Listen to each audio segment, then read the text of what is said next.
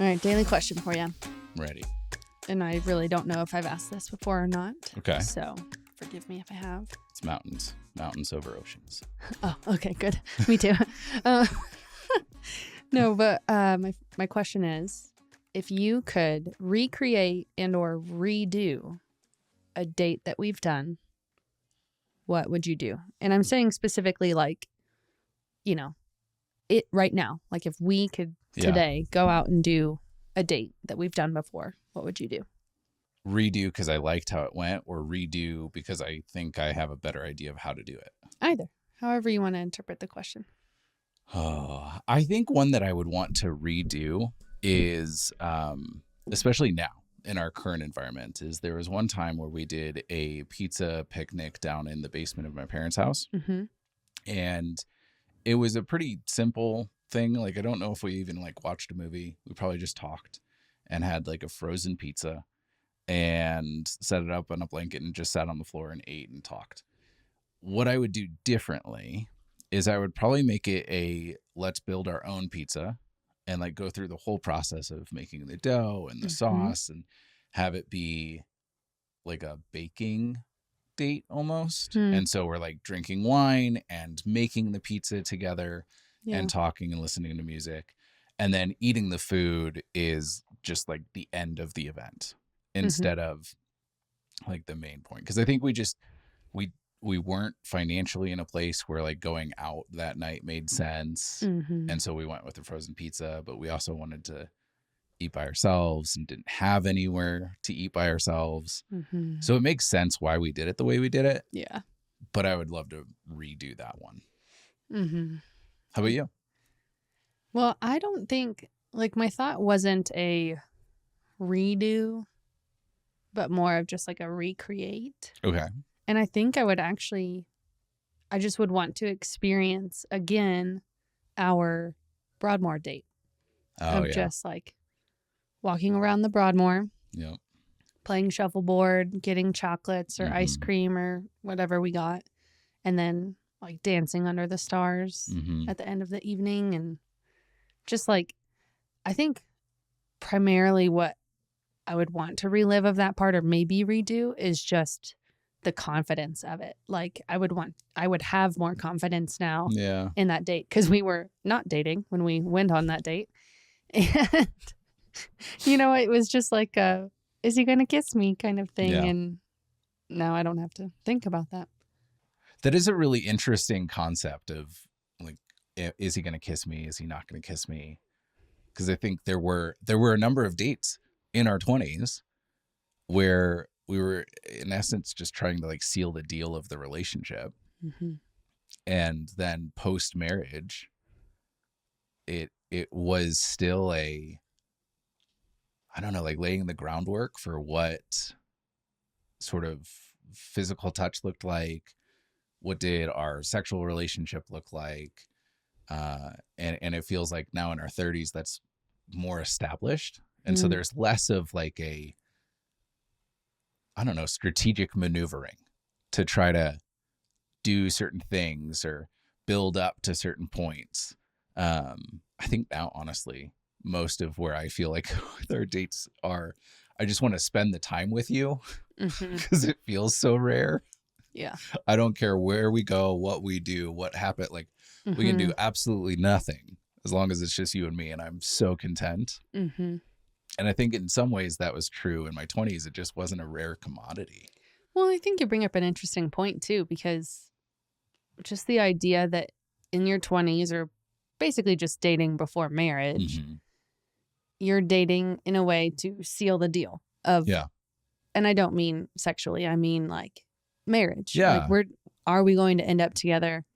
And it's not like our dates had pressure of that. That's not what I'm trying to say, but it's more of like, you know, I tried to surprise you in Chicago because I wanted to show you that I loved you and to spend your birthday with you. And when you were at Moody Bible Institute. And so, I don't know, just those things where I'm like almost trying to convince you that I love you. In our 30s and in marriage, it's more so of like, I don't have to convince you of anything. You already know that I love you and that I will always love you. Yeah. I already married you, so that's Yep. not an end goal here. It's just genuinely spending time with the person that I love. And it's not necessarily learning anything new, although we do learn new things about each other pretty often, but it's just being with. Yeah. I think I would disagree that there wasn't pressure when we were dating, because I think I felt pressure, but I think that pressure also felt like an energizing thing. And it was very much like the focus was, I want to establish and grow and develop this relationship to the point where we can make this kind of commitment. And what's interesting now, as I think about it, is there were several moments in our 20s where it felt like dates were very specifically just to support the other person. Right? The time that we went to Glen Erie and did a prayer retreat in the midst of your 3 terrible math classes that you weren't supposed to take in the same semester or something like that. Yeah. Very much a Bry is in need. How do I make space for us to be able to support her? But I would say that was the rarity. I don't think that happened very much in our 20s. And granted, we're only like 2 years into our 30s. But I feel like already in these 2 years, there's been way more of those dates than there were in our 20s of, so this person's struggling. How do I support them? Maybe we just didn't struggle as much in our 20s. maybe that's what's happening. Or maybe they weren't like, okay, this is a joke, but I was going to say maybe they weren't real struggles. Yeah, not real at all. Totally. Yeah. I mean, trying to graduate is a real struggle. I mean, yeah, that was for me at least. Yes. The only reason they don't feel like struggles now is because we're not in them anymore. Exactly. Yeah. But it just like is different life struggles. Like, you know, we've needed a lot more recently because one or both of us have been sick or looking for a new job, just all of that. Like more grown up issues. I don't know, maybe your issues have been, I feel like mine have been more immaturity of like, I'm just grumpy and mad and want to be alone. I just did that refinement in my 20s, so been there, done that. Wow. Actually, I mean, genuinely you did though. Like, I don't know. You've refined that part of yourself pretty efficiently. But I feel like it's our children who did that. Not, I mean, I guess I was still kind of in my 20s, but sometimes when I think 20s, I automatically go to college, not end of my 20s when I was like having kids.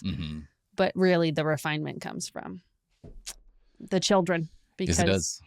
It's just, wow, I didn't realize how selfish I was. Oh my gosh, seriously.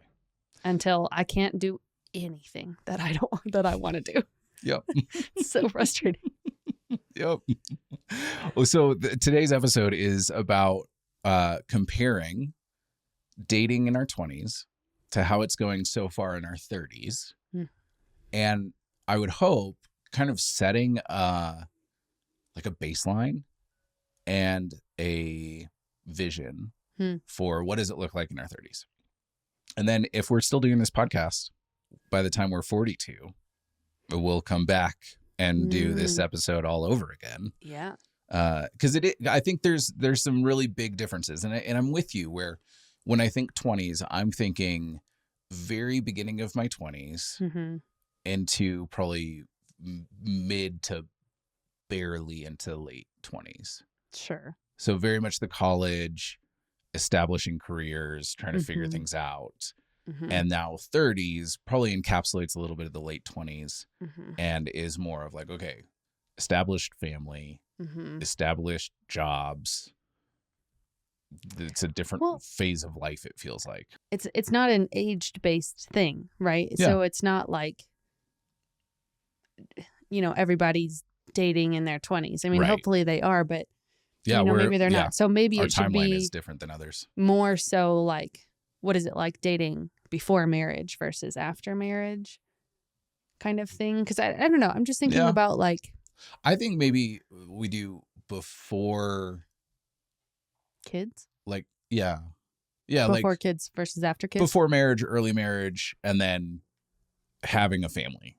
Okay. Dating. Yeah. Well, I just don't want to like ostracize those who are in their 30s and are not in this stage of life. And so it's just like but I think there's probably going to be some crossover too, because I think that a lot of individuals who are in their 30s, whether or not they're in an established relationship, they do have some of the established parts of their life absolutely that you don't have when you're 21. Yes. Right? Like finals. They don't have that. Right. You don't have finals. Hopefully. But like even the idea of how many times did we have to specifically think about where are we going to go to make out?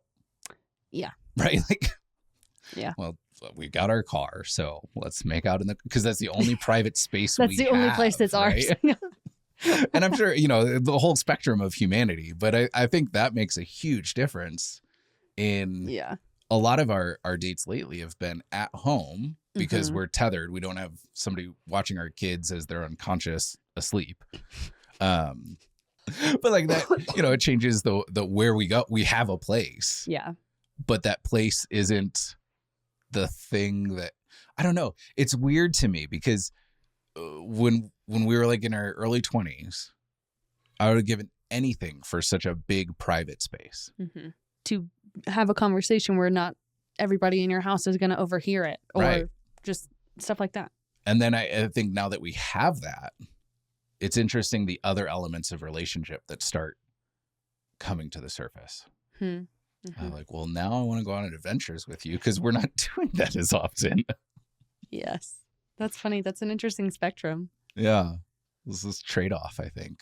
And so I'm hoping that we can learn something from our 20s, like at least from like how I'm projecting it, right? Like learn from that season of life pre-kids and appreciate the things in our current stage of life about dating and then come up with, so what do we do in our 30s to try to do as much of the stuff that we loved in our 20s, the things that were meaningful, but in this different phase of life? So one of my first thoughts is, I think just in general, when we were early dating, it was let me bring you into my hobbies kind of dating, or like, let me show you things that I really care about and going along with it, whether you enjoyed that particular thing or not. And so what I'm wondering now is like, how could we bring each other into our hobbies even more than we already do? Yeah. So like, but it's that kind of like, so interesting. It's that push that it's like I know I probably don't like this, or I know I might not like this, but I'm trying to win her over. I'm trying to show her that pressure and energy.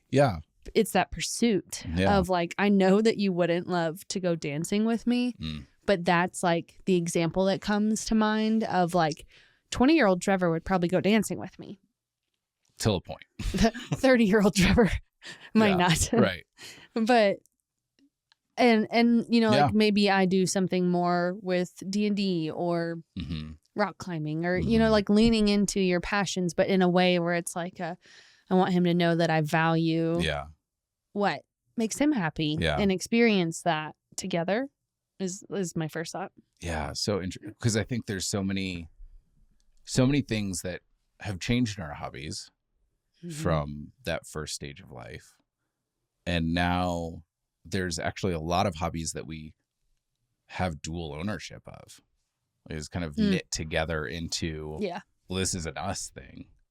And then the separate things are separate almost for a reason. Like either they're our space by ourselves or they're things that we've tried together and the other person just genuinely does not have enough interest to sustain that. Right. And so that's interesting too, to see it from that perspective. And then to think of what does it look like to be able to see those invitations. Because I think we've hit this place, dancing's a great example, where I wouldn't even think to offer to go dancing right now. Right? Well, I mean, just in general with the way that we, get so few dates, it's like why would I want to waste a date? Right. Something I know Trevor won't love. Yeah. So it would definitely have to come in a season where we could date regularly or go on dates regularly. And then maybe I would suggest it. But I don't know. It's more about the intent behind the date. It doesn't have to literally be that. It's just more of a like, that's the feeling of dating in your 20s is that pursuit of, I want to know what you love and why you love it. Yeah. I think for me, especially seeing clients who are couples, they run into this place that I've personally struggled with a lot of, they feel like the comfortable is a bad thing, and they just see it as like this stagnation or whatever. And I've always really appreciated the comfort of familiarity and routine and things like that.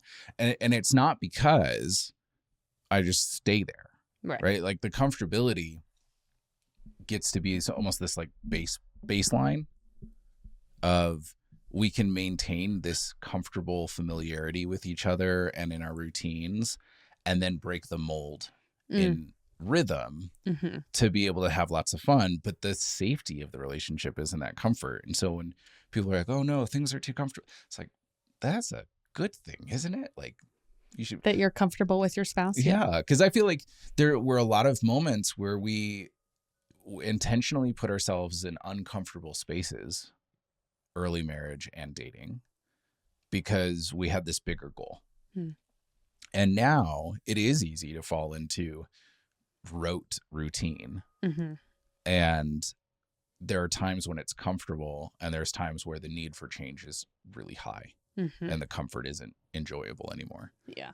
And I think even finding ways that, like, and I think so much of how I see our dating in that first stage is based on the limitations that we had. Limited money, which also limits distance, right? Like you and I could, if we wanted to, fly the whole family to Chicago next week and do a date. Like we have the means, we have the ability. Would it be a wise decision? No. Could we? Yes. When we were 21, we didn't have that money. But I think those limitations actually enhance the creativity of what we did. Right? Because it's, and I think this was true like in high school too, of, I want to go on a date. All I've got is the neighborhood park. We can both walk there. Yeah. Or we can walk around the mall. Right. Or we can walk around the Broadmoor. Or we can walk. Yeah. Yeah. A lot of walking. Or like Rizzuto's ice cream, because it's super cheap. Yep. Yeah. That's interesting. Just thinking about the limitations. It almost makes me wonder if that's like some of the, I don't know, I wonder if that's the element that we could bring back of, let's remove one of our resources for this date. So like you're limited on money for this date. You only have $20. What are you going to do? Yeah. Or you're limited on time. Like you have 30 minutes to create the best date that you can. Yeah. Or I don't know. I'm just thinking about that limitation. Or you can't drive. Right. You start removing options that are part of that rote routine. Yeah. So like, okay, you're not allowed to have a bath. You're not allowed to watch a show. Yeah. Now what? So what do you do? Or for us, food. Like I feel like we've had to be very creative when we eliminate food from a date. Yeah, that's really true. Changes the dynamic for us. Yeah, because it's very much like it feels as though we don't get a lot of time together, just one-on-one. And so it's pretty natural for us to just like lean towards going and getting a meal together. Right. And also, it's so much more fun. I mean, we love food, so don't get me wrong. Food is fun too. But as far as like fun dates, you don't think about food being the pizza in your metaphor earlier. Yep. It's not about the pizza. It's about making the pizza. Yeah. And so just like with hopefully future dates too, it's not so much like I don't know. I just think about like when my parents went out for a date night and that's all I ever heard them doing was, we're going to go out to dinner. We're going to go do this. Yeah. Like we're going to go to this restaurant, or the next week they go to this restaurant or something. But it was like only ever going out to eat. Yeah. And I would love for our kids to have different thoughts about that, or like have different experiences where they're like, mom and dad are going to Nerf wars, or you know, right, or they're just jealous the entire time. Yeah, they're like, I want to go, and we're like, well, get a husband or a wife, and you guys can come with us. You can double date in the future. Become the kind of person who can attract a good mate. That's your job right now. Yes. Okay, so let's play a mini game here. Choose a date from our 20s. Identify the like components of that date and then translate it to our current phase of life. Like, how do we do that date now? Okay. One of the first ones I thought of was our technical first date. Yeah. We went to Walmart and chose a game together. Yep. And then we went to a Chinese restaurant and played that game. Mm-hmm. And the waitress was like, a couple who plays together stays together. And we just really loved it. So far, it's true. And feels like we do that date a lot. Yeah, we do. I mean, I don't know if we'll necessarily go game shopping, but but we've done that. We bring too. a game to where we're eating. We would obviously eat better food. Yeah. I'm choosing our Mueller State Park date. Okay. Where I packed a picnic mm-hmm. and we went during the fall foliage mm-hmm. and had a picnic and read and then did like a photo shoot. Mm-hmm. And so that's the date. Yep. How would you translate to that to our current lives? Mm-hmm. Well, first of all, I would bring a wine opener. Yeah. And I don't think I would do the photo shoot. Hmm. I don't know. Just maybe make it like more elaborate, like have fancier food. Maybe even like figure out if we could do the horseback riding that we saw. Be the horseback riders. Riders. That'd like, be awesome. I think that'd be so cool. Or maybe even make it like an overnight camping thing. Like as we navigate that, like if we could just stay overnight together in Mueller State Park. Trevor's a bit of a glamper, so we're working on it. Absolutely glamper. And unfortunately, he's started to make me one too. So it's a better life. It is bougie. But yeah, so we would have to navigate that. But I think we could also go somewhere not so close. Go to like a further place, like Jericho Tree or Moab or something just like like that. Another national park. Yeah. Throw in some rock climbing. Well, so that you can share in my interests and I'll share in your interest of camping. Okay. That works. Yeah. We could do that. It's interesting that you pull out the photo shoot. I was 2 seconds ago. I was going to bring it back. Okay.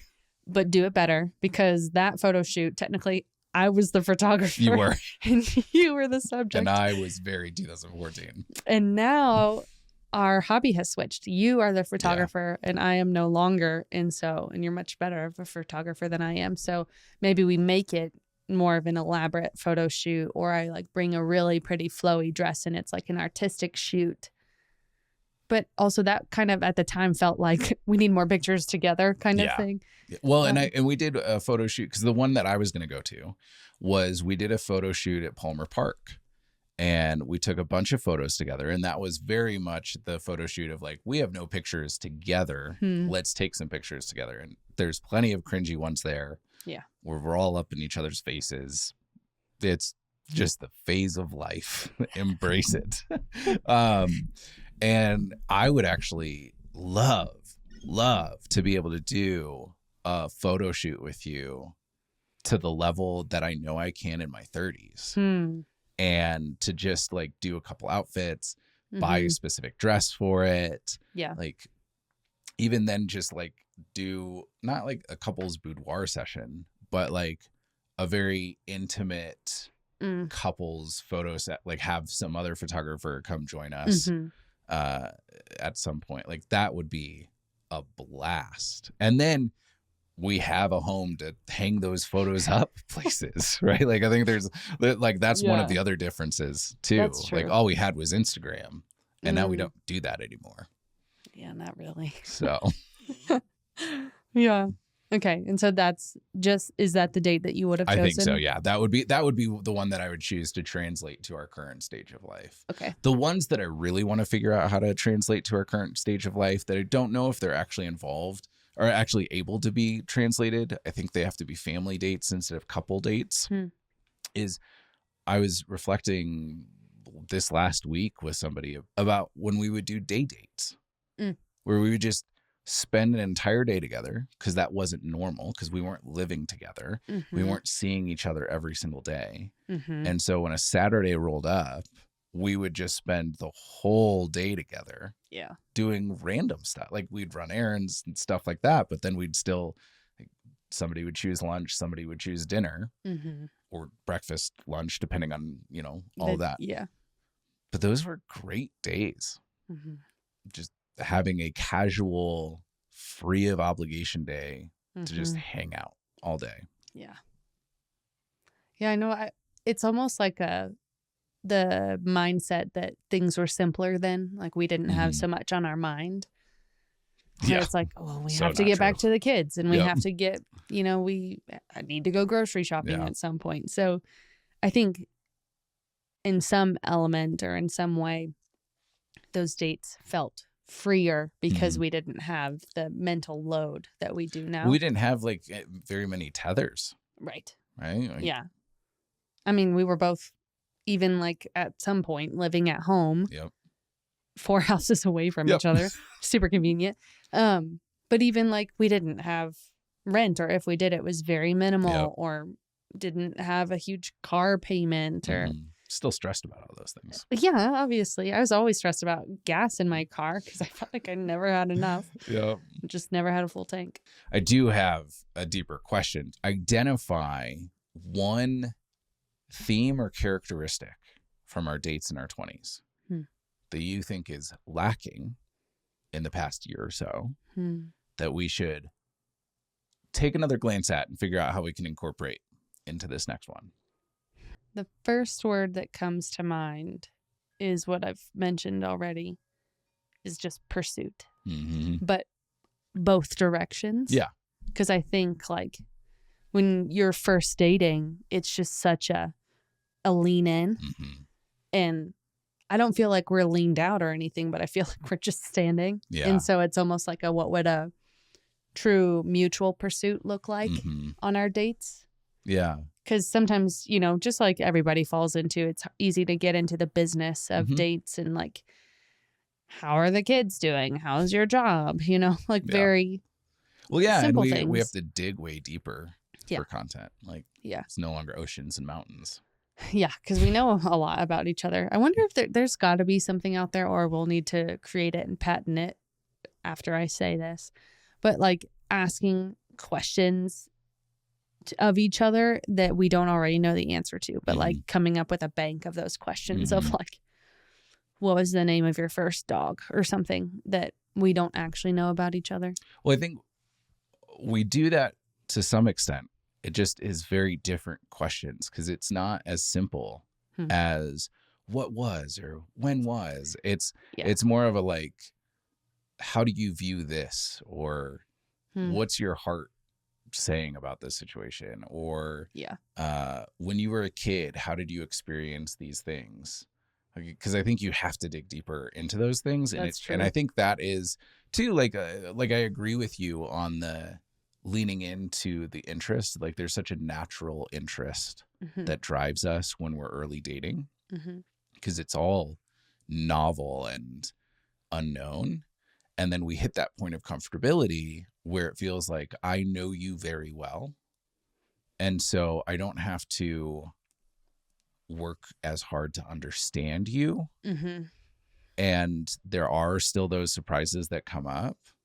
But I think too, there's, we hit that level of comfortability and then it's about leaning into what's below the surface? What are the things that we haven't talked about? What are the areas? Because we've had a lot of fun talking theology in the past couple of years on how our different backgrounds have informed the way we view things, or like, let's sit with this idea and talk it out or whatever. Like I think that's very similar.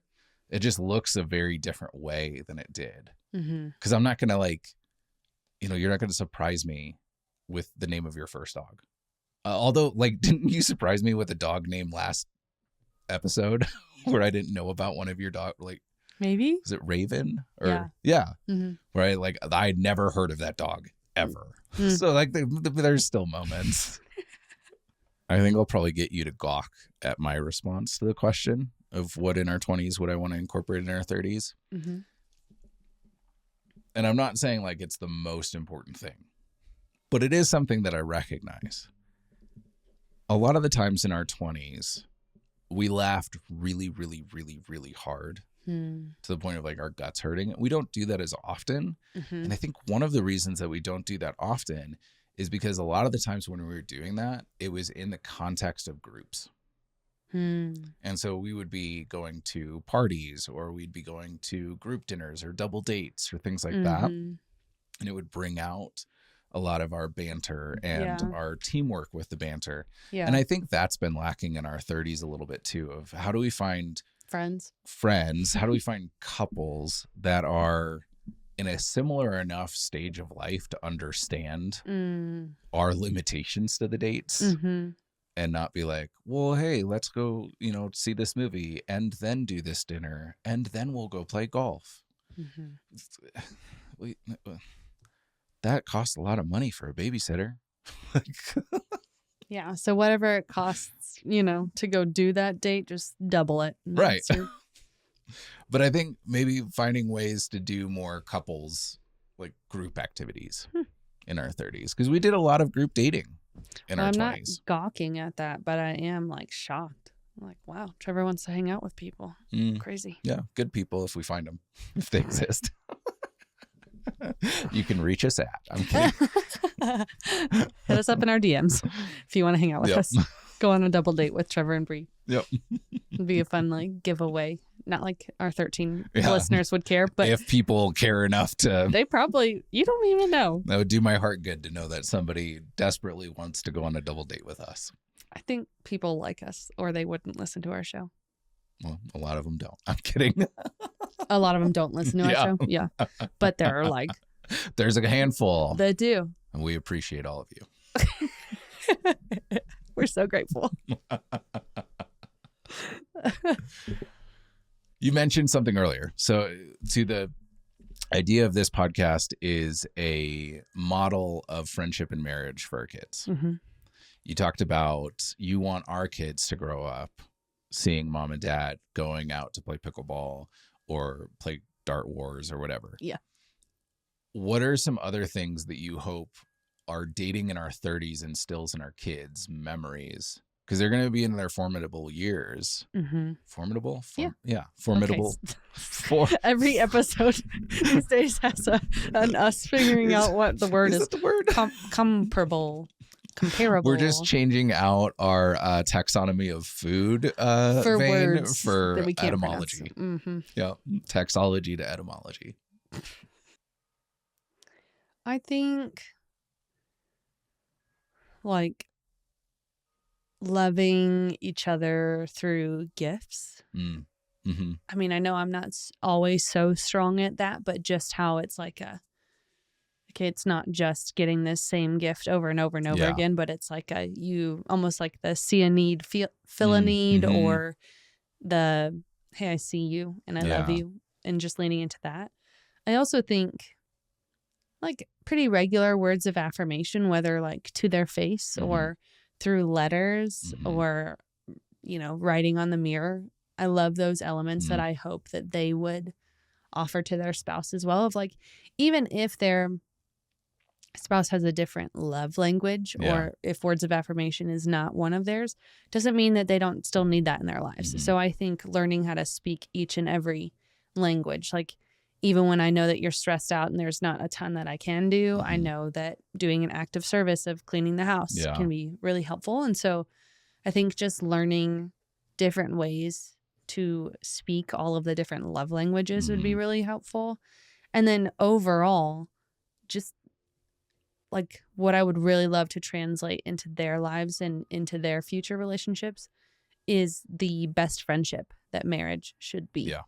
The fact that we can have fun together, the fact that we can banter and mess with one another and laugh and be silly and be deep and just the whole thing. Because, we often will say we're middle school best friends because there's times where we get stuck, just laying in bed at night and I'm asking about I don't know, what does a whale eat or something? I don't even know what my questions are. They're always so If you were a boy, you would be up. Yeah, I mean, we just talk about dumb things, or we just we're good night, and then I have another question, or just all the things. And so it's that best friendship that I would really love for them to have in their future marriages.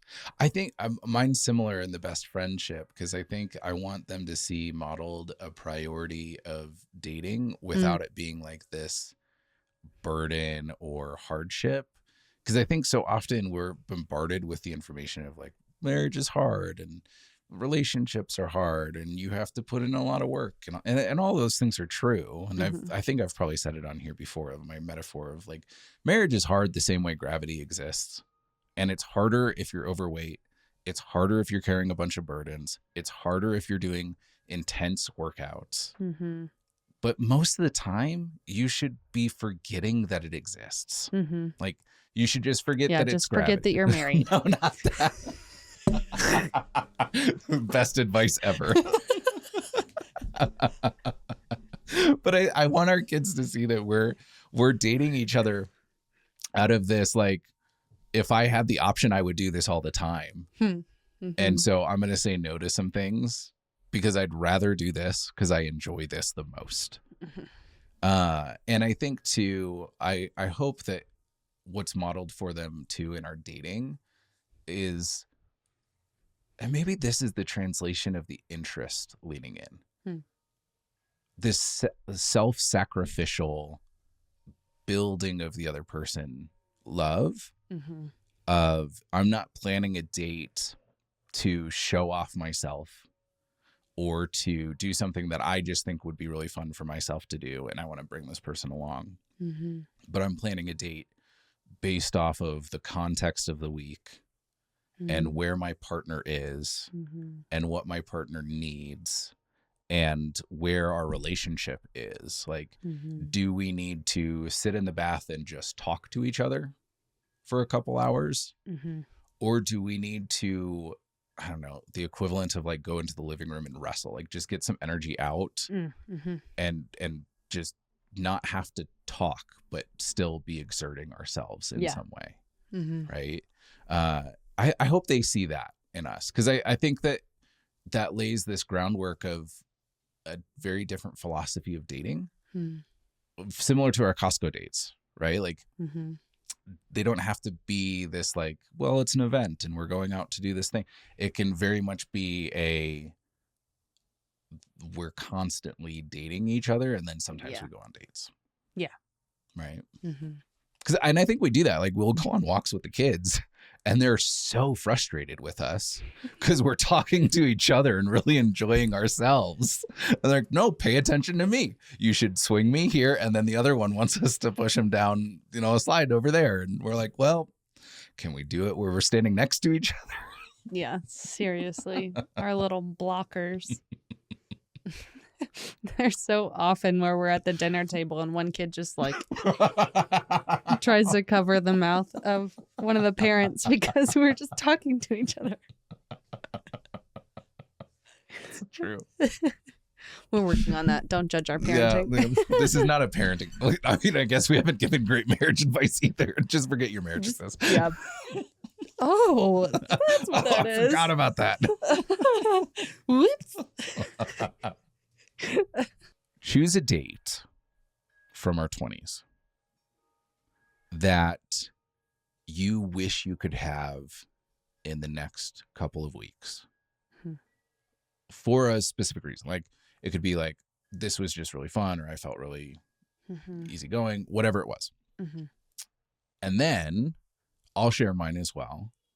The goal is to be able to try to intentionally recreate that in a translated way in our 30s based on, this is a need that was met in this date. How do I meet that need in that kind of date now?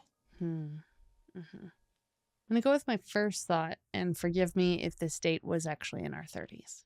It's fine. Because I think it would be really great to recreate. And that's the going to a bookstore, one, and choosing a book for one another, and then like sitting down and reading. I would love that. Yep. Just, I don't know, right now what my spirit is like leaning into, because the other date that I had come up with was the Glenery prayer retreat one, of just like leaning into that calm, I don't know, it's just like a quiet date, really peaceful date. Yeah, I like that. Yeah, that sounds great to me. We can definitely make that happen. Okay. What's yours then, besides also doing mine? Yeah, of course, doing yours. Mine would actually be, and I have no idea how to translate this, so good luck. Okay.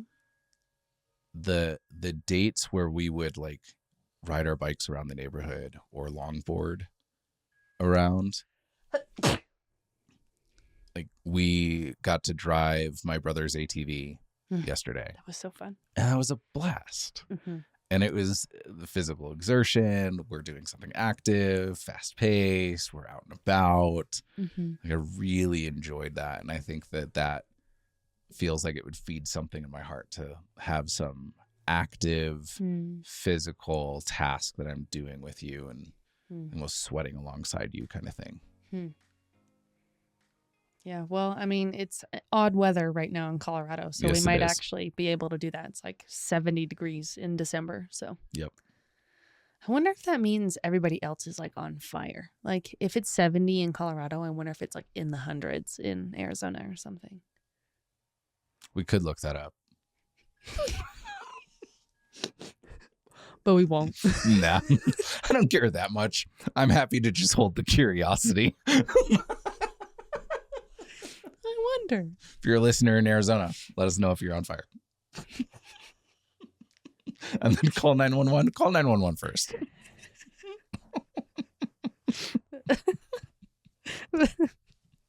You know what I'm on fire for? You.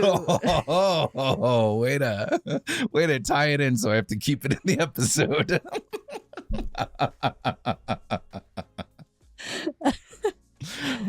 I'm just saying, babe. My heart burns for you. Yep, ashes. Just straight ashes. Makes it easier to forget. I like you a lot. Ditto, best friend.